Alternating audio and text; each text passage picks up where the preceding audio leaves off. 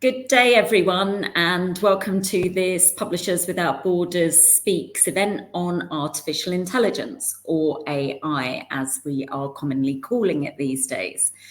I'd like to give a special warm welcome to the Commonwealth Book Publishers Association, with whom we are collaborating on this session. So welcome to anyone that's joined us via that route. Before we start, I just wanted to thank everyone who completed our form with suggestions about PWB talks and skills on the platform. As an admin team, we're going to be reviewing these and coming back to you all very shortly, hopefully with a plan of exciting events for next year. But coming back to today and the subject that we know is really topical in publishing, no matter where in the world you are, we are going to be joined by Nadim Sadek. Hi Nadim, welcome to this session. Nadim is one of the founders of a company called Shimmr.ai and is also author of the book Shimmr Don't Shake, How the Publishing Industry Can Embrace AI, which I recommend to anyone wanting to learn about the subject after today's session.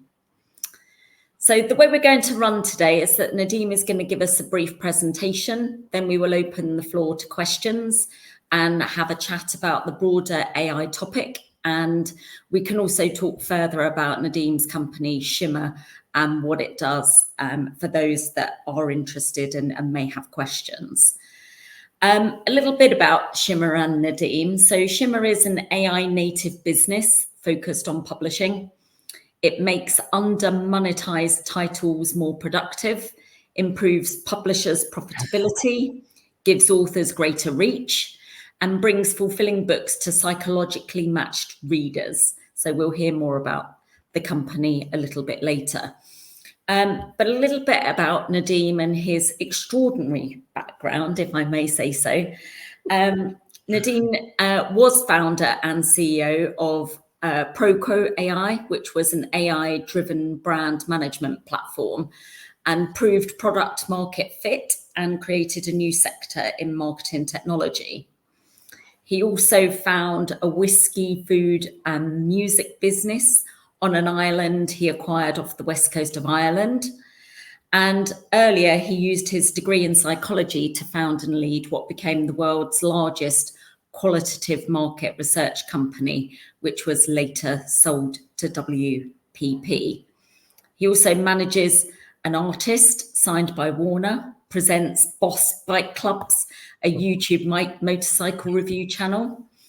And not that you'd be able to tell, but Nadim is half Irish and half Egyptian and grew up all over the world and lives in London. So Nadim, I'm going to hand over to you now to give us your initial presentation. Thank you very much, Emma. It's such a generous introduction, and it also just makes me realize how I really don't seem to know what I'm doing with my life, but I live it and I'm having fun doing all the different things that I've done.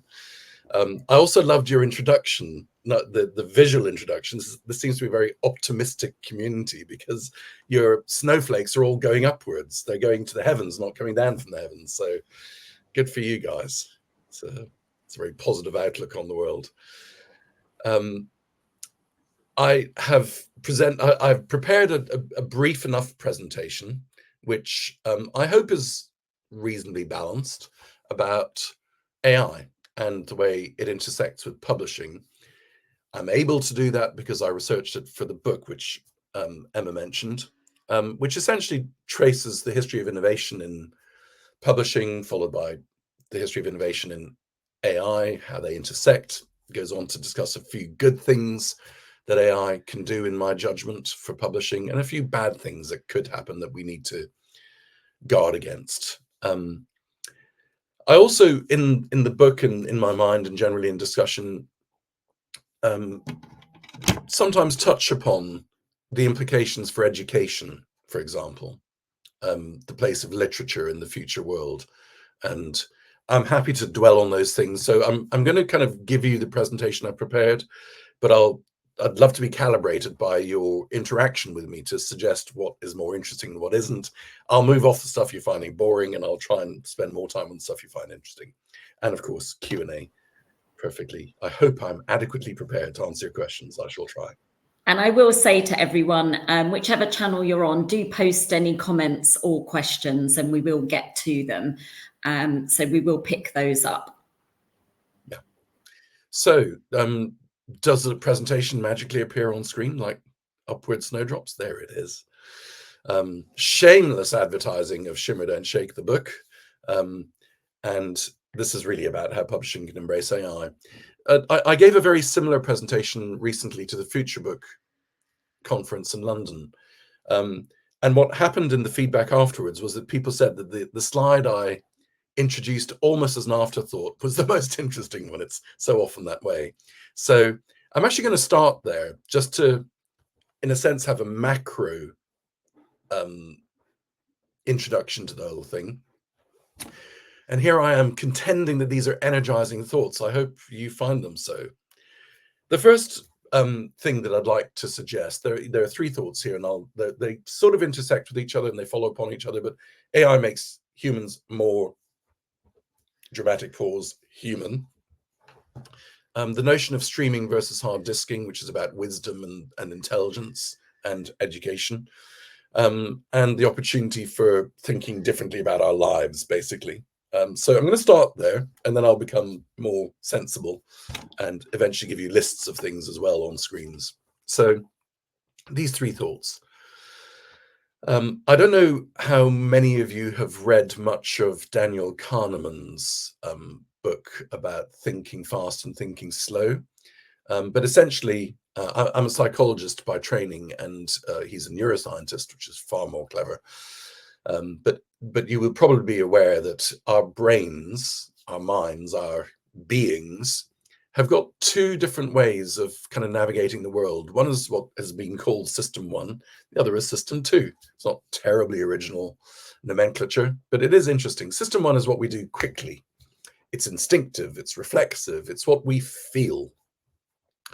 And System 2 is explicit, slower, considered, often more rational, more cognitive.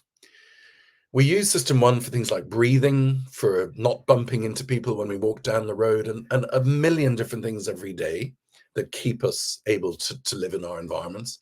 We also use them in meetings, and you will be experiencing a System 1 reaction already to me and this presentation, where you go, yeah, no, okay, maybe, you know, it's a vibe, it's a gut feel, and when you shake somebody's hand, you get it. And when you have meetings, very often it's in initial personal interactions that you use your System 1 to tell you whether you're comfortable, uncomfortable, like a person or not.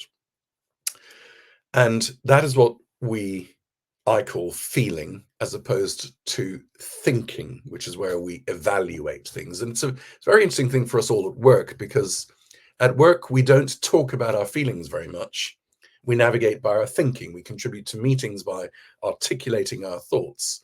And it often needs to be logical or rational or supported by evidence or clearly thought out. You know, that's a neat bit of thinking, people will say. They don't often applaud you for, that was a good gut reaction you had to that notion. When you put it up, when I put up my slide about the new revenue stream and you vomited, you know, that you don't often get applauded for that kind of visceral reaction, that feeling that you have. But we use it to navigate our world. And why this is part of an AI conversation is that I believe that as time goes on, AI will, and it's proving it already, be able to think. Maybe I shouldn't say better, but I will say more logically, more clearly, in a more discernible pattern. And so things like sewage being overspilled into rivers won't happen. Aircraft crashing will happen less. Tumors on MRI scans will be identified better, because AI is indefatigable, it's inexhaustible, it's relentless. Whereas a radiographer, you know, her eyes might get tired or his judgment might get blurred. by personal circumstances.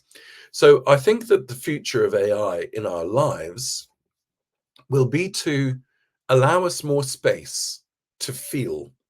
And one of the new skills that I think society is going to have to learn and articulate is to be comfortable saying, I feel this isn't right, or I know in my gut, I have this feeling that we should do X, Y, and Z, because very often that's right. A friend of mine called Javier Ferran is the global chairman of Diageo, a huge drinks company, which I'm sure you're all familiar with. He's also a very successful investor in many businesses and has led an investment business house for more than 30 years. And I asked him, how do you make your investments? How are you so successful? He said, it's embarrassing that I often have to make up reasons why I've said yes or no to investment, when actually all that's happened is I've felt whether it's right or wrong. And I mentioned Javier because he's widely regarded as one of the most sensible, balanced, circumspect people in business. He's never in a bad temper, he's never in a bad mood, and he helps people be their best. He navigates the world with his System 1 gut instincts. So I hope I've articulated this exciting and perhaps challenging opportunity for us that I think AI is going to evolve us towards, and that is to trust our judgment without necessarily having to rationalize it quite so much as we have in the past. Related to that, but slightly different, is what I call streaming versus hard disking. I'm sure in all of our lives, we've come across people who we think are very smart, very clever. Let me call them very wise. And those people tend to have a huge amount of information in their heads. I am not wise and I'm not terribly smart, but I've heard people say to me, how do you know so much about motorbikes and music and literature and AI? Like, whatever, it's just stuff that's ended up in my head. But really clever people do that at an enormous scale, at almost an industrial scale. They absorb and assimilate, and it's almost as if you've got a hard disk, and their interaction with you is their random access memory, that they can go in and get whatever they want and present it to you in a clever way. So we have always applauded and revered, really, the scholars, the judges, the doctors, people who've got all this stuff in their heads. Gen Z, and I have one of them, I have a 19-year-old son, do not seem to subscribe to the notion of the enormous accumulation of knowledge in their heads. I mean, my 19-year-old sits on a couch most of the day, looks at his phone endlessly, is pretty well monosyllabic with me, and is a sweet child, but frustrating. And I sometimes wonder whether he learns anything, whether he knows anything. And then I say to him something like, I just don't know what to watch on TV. And in a second, he's flicked up his brain, his iPhone, and he's gone to 3 or 4, 10 sources, and he says, this film came out there, we could watch it in the cinema, but these reviews said, so I recommend because you like that we should. And now he puts it on, and we're suddenly watching a film which has been quite curated as a choice for us by this person who seems to retain no knowledge, but who accessed and streamed information through a machine when he needed it. I think the future of leadership in business is going to be very much about, are you good at sensor fusion, as it's often called? It's like you have 17 different flows of information to you. You count that one as 3 times more valuable than this one. That one you only refer to when it's a specific requirement. And you've kind of got these channels and flows of information which you pass and weight and give different volumes of importance to. And from that, you assemble with the assistance often of some assistant, and I think that is going to be an AI, to explain to you the variances in view and why you should go against your feelings, because this system of thoughts over here overwhelms that feeling that you've got. And you come out with a well-judged decision. So I think what's going to happen is that generation after generation is going to abandon the accumulation of knowledge in their heads. Of course, they'll have to learn that if you touch hot water, it'll burn your skin, and various other things like you should eat vegetables and so on. But largely, I think they will face the world saying, what I am is a decision machine, and I'm good at assembling sources of information to enable those decisions, and I give judgments based on that matrix and how I navigate it. In that process, AIs, personal AIs, and there are some starting already. There's one called Pi.ai, which has been brought out by the Mustafa Suleyman, who was the original co-founder of DeepMind that was bought by Google, and he was in charge of AI for a long time. He's written a really good book called The Coming Wave on AI. But I think we will all have our own personally parametered AIs before very long that we train. We say these are our predilections, these are our preferences, these are our favorite things, and it'll learn how to help us navigate these various sources. And Gen Z will flourish in that. So, you know, as a manager of people, it has been a challenge to deal with Gen Z, but actually loving them more and more and what comes after them, because they are just so in the moment, so data literate, without it being obvious at first, but I hope I'm helping you to think about them that way. And they will navigate the world very differently from people like me who've learned a lot in the past and based judgments on our experience. The final thing that I think AI offers us an opportunity to embrace. I'm sorry, I have a bit of a cold and my voice will go occasionally, but is a different way of living our lives. So let's just make this really simple. Let's say that AI can do half the stuff we do at work. So in our normal 40-hour week, we really only have to do it for 20 hours. And the AI will do the stuff that we used to spend the other 20 hours doing. What's our choice then? We could continue to work the 40-hour week and, in the simple equation, do double the amount of work. Great. Lots of companies are going to love that. Efficiency, growth, profitability, you can see all those things going up and positive, and everybody who's interested in money will adore that. The alternative is use those 20 hours that have been liberated from your life to do something else, whether it's sitting on the couch, playing with your iPhone, going on a walk, getting more physically fit, taking a university course, writing poetry, making love, whatever you want. You have the opportunity that AI is going to present us where it says, right now, you can do about half the work you've always done. I think that society is so identified and our personal sense of worth is so associated with our work and how long we spend and how successful we are at it, that I don't have great optimism that we will embrace this moment in the development of civilization and say, actually, we could change things radically here. We can let the machines do all the routine, predictable things that they love to do and leave us to be original, creative, truly generative of ideas and concepts, and to advance humanity and civilization and beauty and philosophy and all the other things that we could do by just having more time.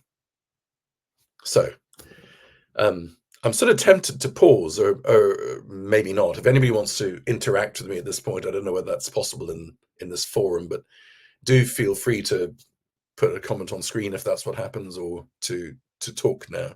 Prashant and Emma, I don't know if I'm breaking rules here, but if anybody wanted to talk about any of those things, I'm happy to pause and do that.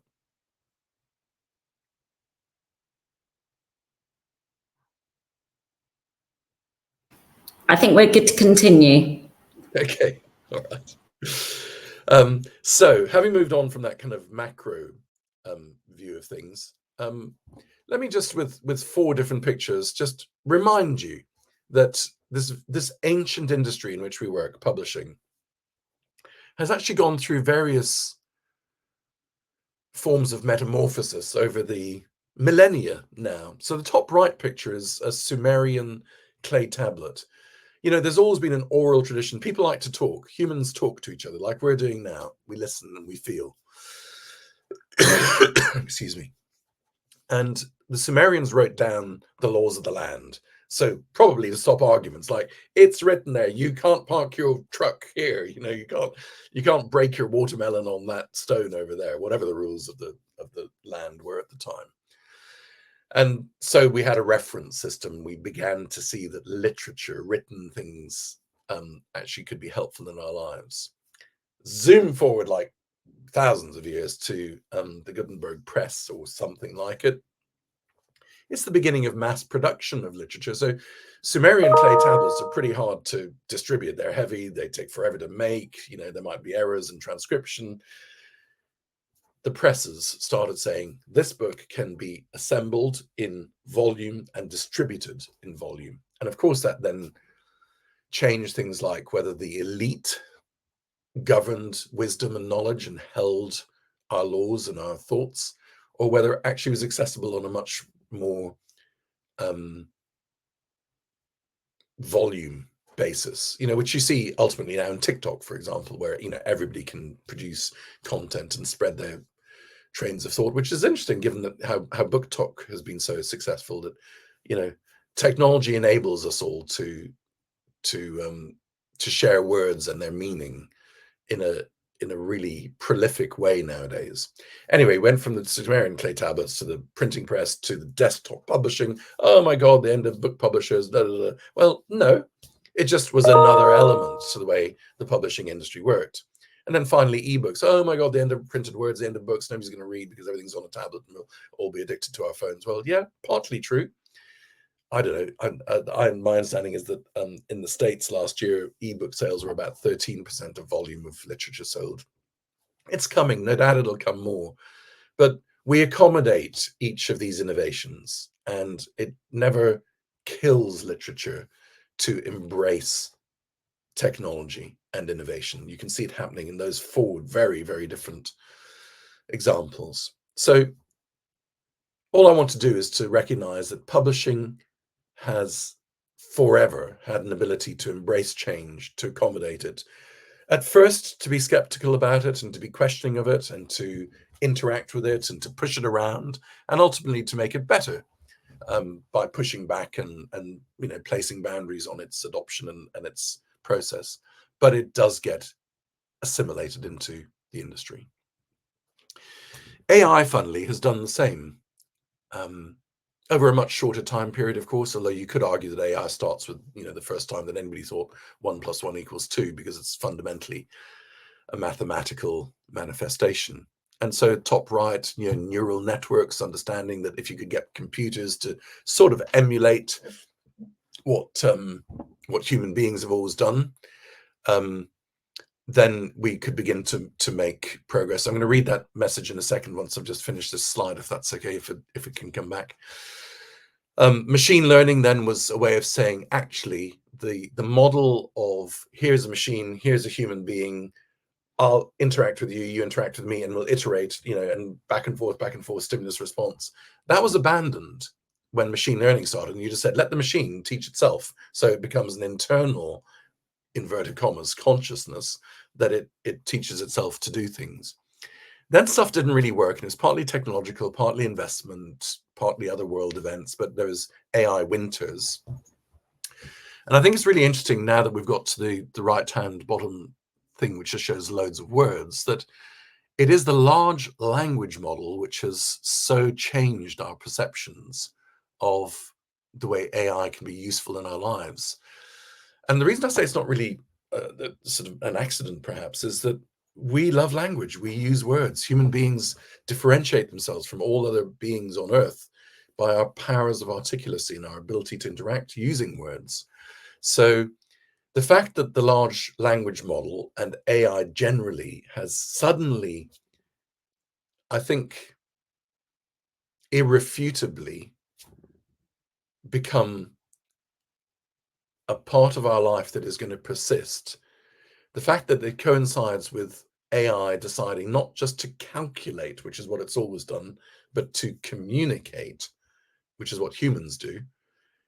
I think it's that transition that has happened with ChatGPT and the GPT series from OpenAI, but of course all the others, and Gemini was launched yesterday by Google, which is going to outdo them all, and that'll go on forever. But it is the large language model. It's AI deciding they must communicate, not calculate, that I think has led to us saying, okay, this is where we are. And I think it's going to be impossible for us not to employ AI and to embrace it in our daily lives because of this change in its nature. Sorry, Emma, should I pause on that comment that came up? Was it relevant to that? We'll take it at the end. Okay, right.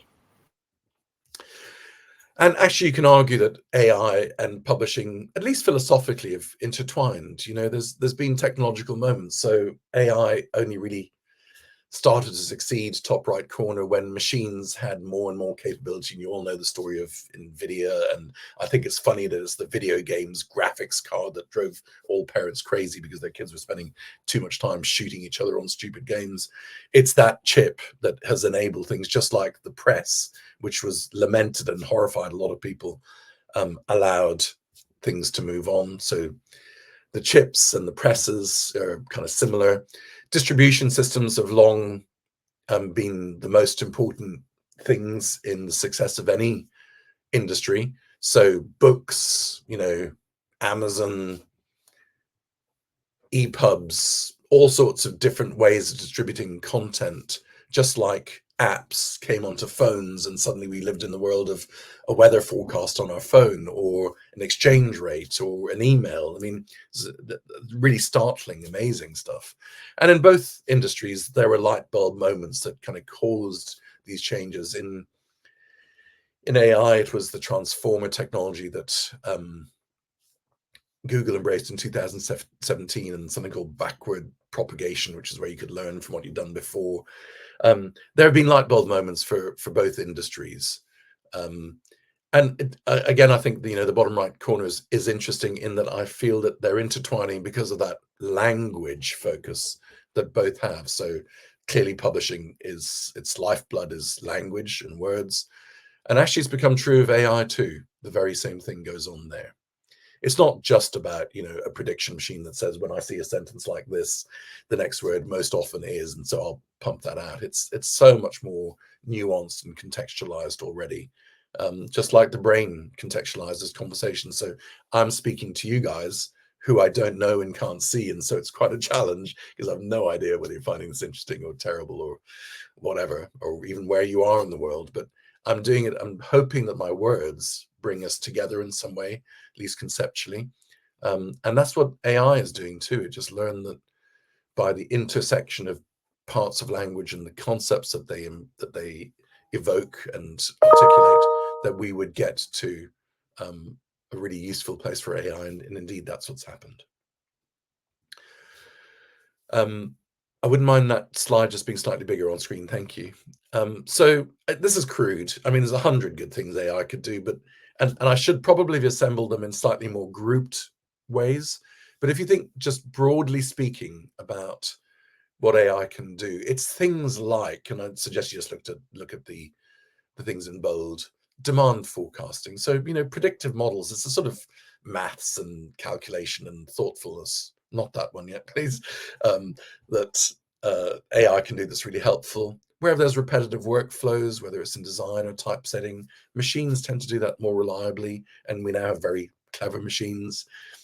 Through optical character recognition, natural language processing, and general automation, things like royalty processing can happen. Every time I talk to people about rights, royalties, copyright, I get the sense of, a room with these huge contracts that people labor over and struggle with. And AI can zoom through that stuff and say, look, sure, there are 20 different contracts here, but, the variances between them are really around these 3 points, and the justification for those variances are A, B, C. Over to you to make the decision. That sort of stuff is fantastic that AI can do. And I'm sure some of you have been putting PDFs into this. There's something called Chat PDF, and anyway, you can do it in most of the models now. And it's astonishing how you can interrogate things and in the space of 5 minutes learn what would have taken you an hour to learn before. That's kind of an unstoppable force that's coming our way. In a slightly different area, personalized book recommendations. It's one of the things that I'll talk about, if you like, with Shimmr, the business that I run. But essentially understanding in a much more nuanced way, so going beyond, you bought a science fiction book last month, so here's another 10 that you might be interested in. It can go to things like, well, actually what you tend to show an interest in is aspiration and ambition powered by technology. And so here are some books around that, which is a much more psychological and nuanced and finessed understanding of what turns people on about particular literature. And I think my observation is that books lag far behind both music and films, Netflix and Spotify, for example, in terms of doing this. And I think AI is going to really help us make a move on this. Tailored marketing copy, one of the experiences I've been having, it's quite interesting, it's just a fact to the industry, is that most book blurbs and product placements on platforms like Amazon have either been written by the author or by the publisher. And they're obviously well written and they're faithful to the book and they're high quality. They're often not marketing copy, a headline that stirs you and says, make £1 million. Is more likely to attract your attention than, this book traces the history of money and the value that we place on financial success in society. That's a very crude example, and I hope you'll forgive me for it, but much more marketing focused assistance to the presentation of books to audiences, I think, can happen.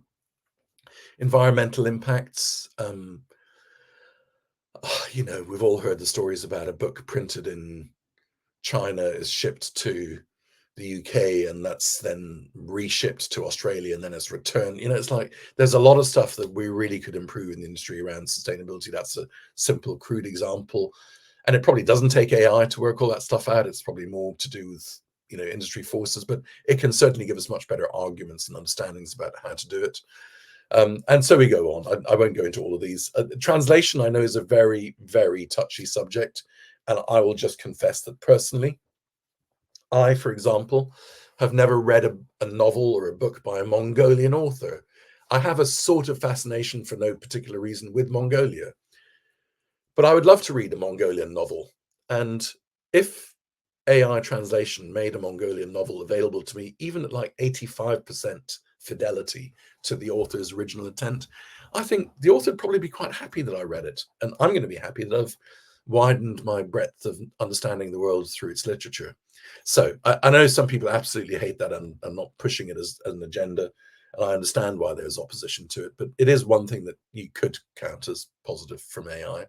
And finally, editing and proofing. It's possible to look at a whole text, excuse me, a manuscript, and say, oh yeah, okay, this is one of those chick lit books, or this is one of those textbooks about, the wonder of physics or something. So I get the genre, I get, where it's going. Let me just tap a few things and see whether there are points of difference from the other 3 manuscripts that look pretty much the same to me on the subject. So I think it is going to help efficiency of commissioning and editing. The next slide is just an example of what Shimmr does within the use of AI, and I'll talk to you much more fully about this if anybody is interested. I'm not using this as a commercial for Shimmr, but if anybody wants to understand Shimmr, then feel free to ask me about it. What we do is we essentially make advertising with AI to sell books, and there are 3 parts to that process. One is we read the book when publishers give us the EPUB and the authors give us that permission. By the way, those files never go into the training set of the AI, and they're used only for our purposes of creating advertising. We then create, from the reading the book, what we call book DNA, and that says this is a book about mackerel fishing in Sweden. It's about depression and melancholy and cruelty. It's a terrible, dark book, but that's what this book is. And that first machine that makes the DNA hands it to the second machine, which is like a creative machine, a generator, and it says, make images and words and assemble them to advertising for the Google environment, for Meta, for Amazon, for everywhere, that manifest that book DNA. So when you see the advertising, you understand this book is about mackerel fishing, Sweden, depression, melancholy, and cruelty. And so the second machine does that, and here are some examples of those. It's 4 columns of 4 different books, a couple of ads each. And the third machine says, great, well, I know where to find people who are a bit melancholy and depressed and are into cruelty and maybe have an interest in mackerel fishing in Sweden. And it sends these adverts to those communities or those individuals. And they see the ad and they say, do you know what? This book feels like a book made just for me. It really strikes a chord with me. I connect with it. And we therefore give the author of that book much greater reach, much more likelihood of higher revenues. If it's a backlist book, which is principally where we work, then we are lifting out of the dark. That's why we're called Shimmr, and we bring books into the light. Things which are great products, great books, great pieces of work, which, however, have had their first run of life. They've been on the front list and they're done. But that doesn't stop them being great books that, you know, need discoverability. And so our advertising is really a form of giving publishers a chance to make more money out of their backlists and to satisfy the authors that are in their catalog, the authors to have a continuing revenue stream, continuing presence and discoverability, and readers to be matched with books which just feel much more right to them than just getting an email list that says you're into sci-fi, so here's more sci-fi. So that's what Shimmr does, and it's entirely enabled by AI. We couldn't do it without AI. There's some awful stuff that can happen with AI too. We've all seen it, and I think it's absolutely right that the industry is resisting AI being used to create content. I do slightly differentiate between things like if I was to go into an AI and say, I'm thinking of, you know, putting a new plug on my lamp, which is broken. Can you tell me where to put the wires and why? So I'd quite happily rely upon an AI just sending me something saying, put the blue wire here, the green and yellow one there, and so on. But if it's kind of writing supposed novels or mystery or historical biographies or something, then I think it can really devalue quality writing. And actually, I would rely upon the human ability, going back to the System 1 conversation, that ability to differentiate and feel things that are true and original and generated by souls and thoughts. So we could be flooded with just really boring content, that's for sure. Plagiarism too. I'm actually talking to a company that is developing AIs. I just want to understand what they're doing. We're not bringing them into our system, but I want to see what they're doing. And they are basically tuning small language models, I suppose they are, to be like the Shakespeare one or the Robert De Niro one or whatever, and to help somebody talk in that voice. So if you're writing some dialogue in your book and you say, well, can you please help me write this bit in the tone of Robert De Niro? You know, is that good or bad? I don't know. It's plagiarism. It's imitating authorial voices. I think we're right to be wary of it and not to be completely embracing of it straight away. Economic pressures on authors. You know, you just about make a living as an author. And if actually half of what you write isn't terribly original or different, then it's going to be done by an AI for sure. And you'll lose some of your revenue. I think that economic pressure is coming. It's also going to come from pressure on publishing houses and the business models they have, because they probably won't be able to afford to have as many editors or commissioners. The quality control system will change because some of it will be done by AI. So we will have job losses in production roles, particularly the more routine things that are clearly able to be done more by robots. Of course, new jobs will be created. I think every publishing house is going to have an AI expert that can prompt and interact and control AI in the way that publishing house wishes it to be. And so there will be more AI focused roles. Will the new roles equal a number of the lost roles? Probably not. And I think the losses in employment are going to be different from the past. Generally, in the past technological waves, it's the blue collar, the manual labor jobs that have been driven out by machines. So if you're planting a field with seeds, the machine can do it better than 20 people walking up and down with buckets and so on. I think AI is going to take the lower levels of white collar or kind of clerical work away as well. And that's difficult. It's difficult for society. There's clearly legal uncertainty around AI and copyright. It's one for the courts. I found it interesting. I think that 2 days ago, China said, actually, you can have copyright on AI produced work, whereas the American courts until recently or still are saying that you can't claim copyright if you use AI purely and alone to create content. You can have it if you've got an intersection of a human with an AI. So there's different arguments, and these are big economies. China saying something matters. So there's a long way to go on that, and I don't pretend to be an expert around copyright or its legal at all. I just make sure that we respect copyright and the work that we do, and I think that's all any of us can do. I think there'll be potentially the disintermediation, the disconnection of publishers and bookshops and people who like to talk about books to people who might be thinking about buying books, because the recommendations will become so strong. But equally, there could be really awful things like hyper personalization. One of the problems with AI is it just gets to know you so well that it starts to say things like, I know that you read between 8:37 and 9:15 every morning, and you tend to read these things, and you only ever read 17 pages. Like, get out of my face. But AI can do that, like, just leave me alone, give me some privacy. So I think we have to guard against hyper personalization. It's a temptation to say, God, can you believe what we can do now with this technology? But some of it we just have to say that just isn't right to do, leave it alone.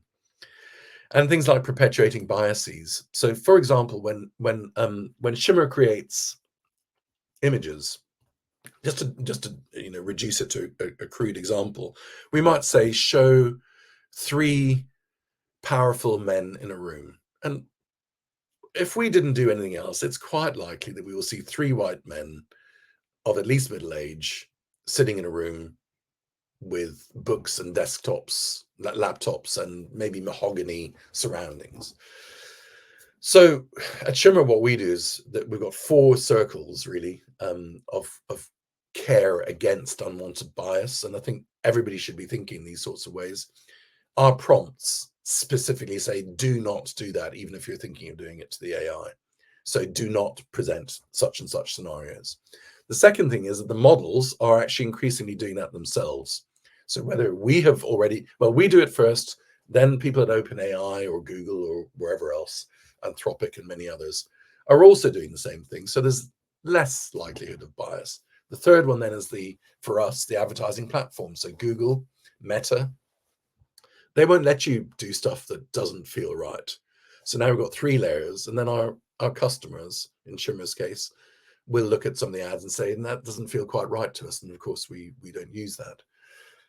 So it's important to recognize that if you don't deal with it, bias will be perpetuated. Less and less, and it'll get better, it'll become more subtle, but we still need to build in systems that make sure we don't perpetuate bias.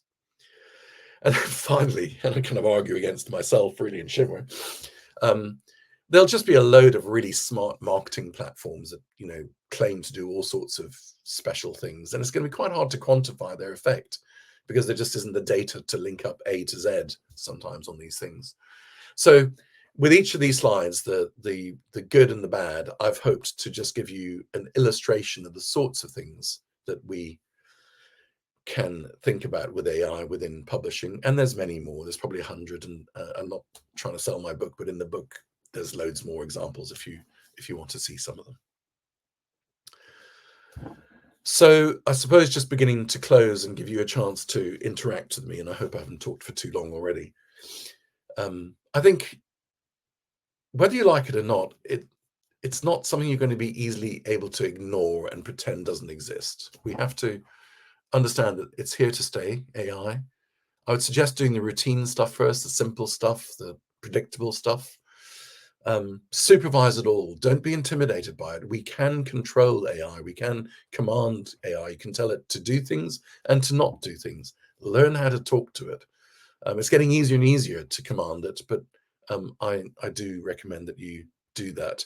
And I'm broadly really optimistic about its place in our life because of the first slide that I shared with you, those 3 ideas. And I think it could be a huge liberation of our true natures as feeling beings on Earth that create original stuff that no machine will ever be able to do, that collides together original notions and concepts in a way that's unfathomable to most people and is really exciting. So I think that's it from me.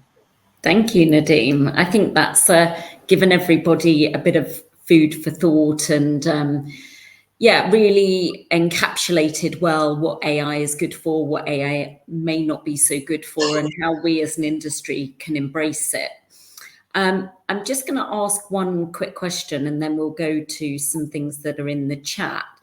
I mean, What challenges have you encountered personally in trying to persuade traditional publishing entities to adopt AI-driven solutions, and how have you navigated that kind of resistance, if you found any resistance at all? I think there's kind of an AI conversation and a Shimmr conversation, and I think what I see is it's kind of what I was talking about in the first slide, which is there's a system one, there's an instinct to say, oh, this is going to stop people writing, and it's going to steal value from creators, and it's a very system one thing. I actually think it's a really healthy response. It's publishers protecting authors. It's also protecting their own revenue streams, but saying, let's not just lie back and let it all happen and let the machines pretend that they're as good as us. That's a good instinct. Do be hesitant about fully embracing AI. I think that's a system one resistance. The system two, which is a thoughtful one, is mainly around copyright. I think that's going to be a really, really difficult argument. My prediction is that publishing will largely lose that argument against the AI ones, but we'll see. I'm not an expert, so I shouldn't pretend to be. So if you put aside the instinctive fear and then the very specific copyright fear, actually what I then get to is just a lot of excitement about efficiency, about recommendations, about, like with Shimmr, being able to advertise 95% of books that have never been advertised for a tiny cost with high efficiency, which means that AI is actually helping human ingenuity and literature to flourish. It's bringing the magic out of the books in a way that we couldn't do before. So I think we're slightly schizophrenic. My meetings can be quite schizophrenic with people, where shock, horror, no, to, oh, wow, that's fabulous. Yes, let's do it. And I think that's fine. It's natural. We're getting used to it. Absolutely. Simon, you had a comment. Yeah.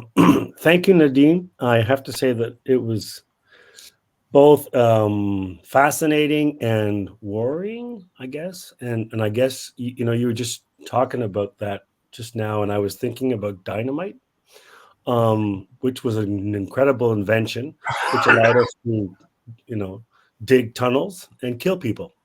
And so and my comment on the group was the fact that there will always be, even in our industry, people who will use it to better their own value, their own wealth, to the detriment of others.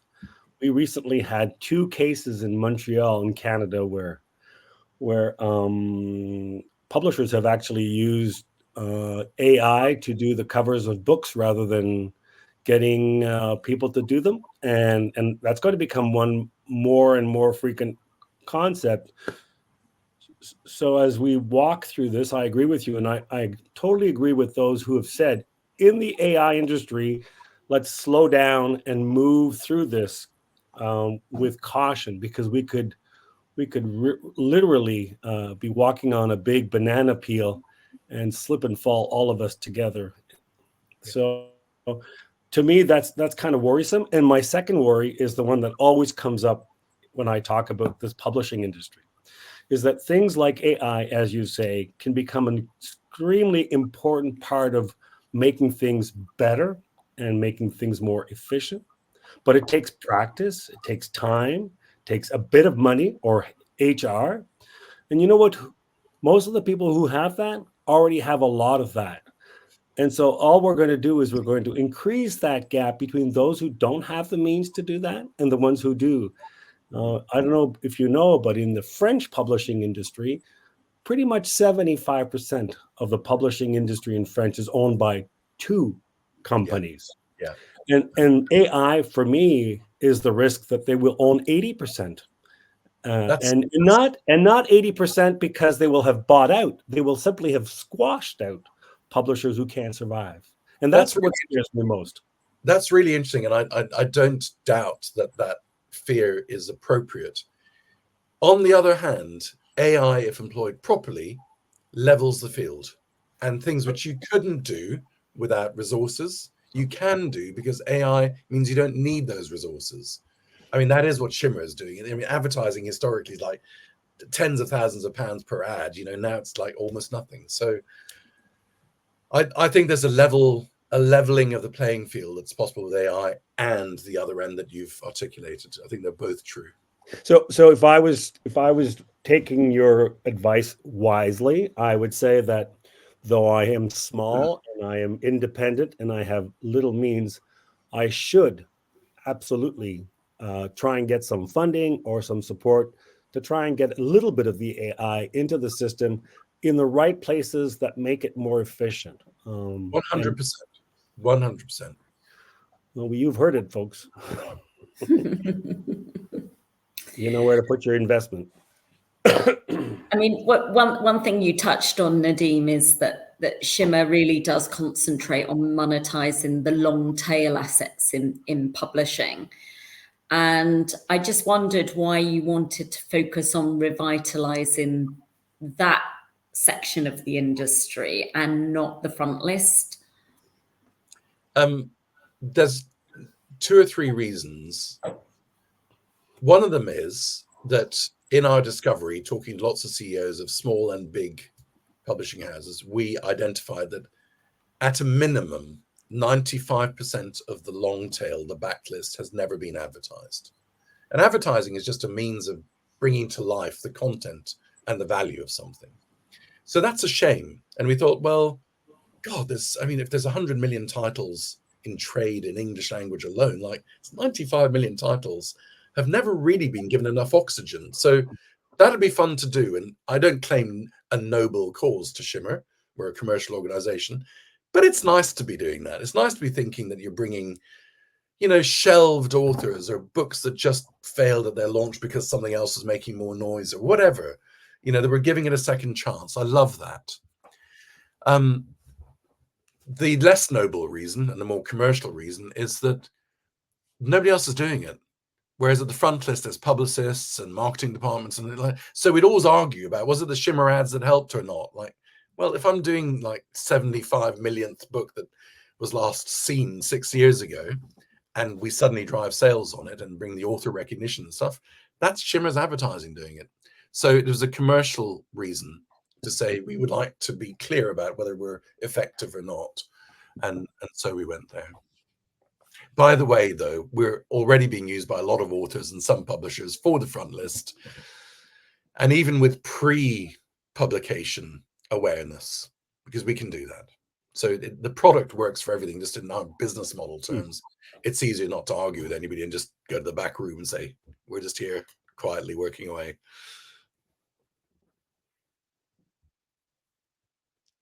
You're on mute. Oh, you're on mute. I guess it could become a potential tool that any publicist or marketeer just puts in its mix, in their mix of promoting a title, no matter when it comes out. Well, Forbes, for example, have decided that it's going to be their maintenance marketing tool. So it's going to be always on for all their authors. And then they'll do bigger dips of invested marketing. But Shimmr is low cost, constant awareness building for their authors, as an example. So, I might have missed this, but and I don't know if the reality is the same in every country and every place in the world. But I mean, the truth is, Nadim, that if my book doesn't work within the first 3 months, I mean, the bookstores are not going to be putting up on the shelf, no matter what I do. I could beg them to put it back on. They're not going to do that. They have shelf space that is limited. So, are we talking as well that with this strategy, you have to be thinking about how you're going to be selling the book? I mean, in the end, you're talking about discoverability, but I need to be able to sell the book once the people sort of say, hey, I want it. I think it's got to be an e-commerce platform. Yeah. Okay. I mean, whether it's an e-book or a paperback or a hardback or whatever, or an audiobook, it doesn't, we just drive sales of that manuscript, whatever manifestation it has. Yep. And I think authors should do that, and publishers should do that. Make your stuff available in all the formats you can, if it's economically viable. Yeah. Well, I don't think my bookstore association would really appreciate you just saying that, but that's okay. and the truth is, and people know, they've heard me many times, our book industry here in Quebec is so different than anywhere else in the world, and it is solidly linked through support. So we tend to try and not play on both fields, but you're giving me some ideas. I've always talked about the backlist being sort of forgotten by the bookstores, even here, and maybe there's an opportunity on my website to have an opportunity to buy my books online, but only if they're backlists. So you can program that on your website. And an observation I've made talking to people is that you get off front list and into backlist faster and faster. Indeed, and I don't know how it is in the UK or in the US, but I mean, in France it's a few weeks. In Quebec, it's a few months. I mean, they're more tolerant. As I say, I mean, they give us a lot more time in Quebec than they will in France. But then again, the number of titles that come out doesn't give the bookstore any opportunity to really give books a chance to sell. They need to. I mean, their mortgage or their rent has gone up way high, so they're looking to sell as quickly as they can. So they'll take 1,000 of your books and they'll take 3 of mine. So yeah, absolutely. We've got one comment saying that AI will get cheaper to acquire and easier to use and very rapidly. So the take is it can act as a force multiplier, in all probability going to be pay as you use. So it could be a great equalizer for small publishers, which I think is what you were saying earlier, Nadim. Absolutely. And the easier to use thing is incredible almost by the week at the moment. Things we couldn't do 6 months ago, we can do so easily now, and anybody investing a bit of time that can learn. I think we're running out of time. So I think we're going to have to wrap this up. But Nadim, do you want to just say what your email address is so that people could get in touch afterwards should they wish to follow up the conversation? And I know that you're going to be at London Book Fair and at Bologna as well, so people can also see you there or make an appointment to see you there. But yeah, here's Nadim's contact details on the screen should anyone wish to get in touch. But I'd like to say a huge thank you, Nadim, for taking time out of what I know is a very busy schedule to talk to our community and to make it so accessible as well, and to answer the questions that we've had and the comments that we've had as well. So thank you once again on behalf of everyone. It's a complete pleasure, and I appreciate everybody on the call making time available to listen to me. Thank you. Yeah. And there will be more people listening in later on. There people usually go and listen to the recorded session. So thank you so much. Thank you to Prashant as well, of course, for facilitating everything. And we hope to see you all again, if not before, in the new year for more conversations. But yeah, thank you everyone for joining us. Thank you, Nadim. Thank you. Thank you, Emma. Pleasure to be here.